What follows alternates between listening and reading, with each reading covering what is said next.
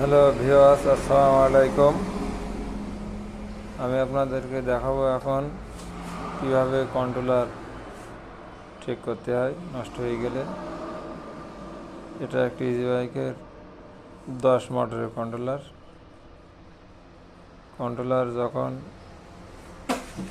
জাম করে, মনে করেন যে মোটর গাড়ি চলতে চলতে মোটরটা জাম করেছে হঠাৎ করে, তখন বুঝবেন যে এইগুলো যে আইসি থাকে এর থেকে মনে করেন যে কোনো একটা নষ্ট হবে। এর পিছনে তারের তিনটা কালার থাকে, হলুদ, সবুজ আর পাতা রং।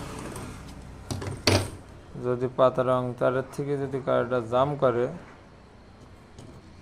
তাহলে আপনি এই আইসি একটা করে খুলবেন, খোলার পরে জাম কেটে যাবে, যাওয়ার পরে একটা লাগালে আপনি এটা বুঝতে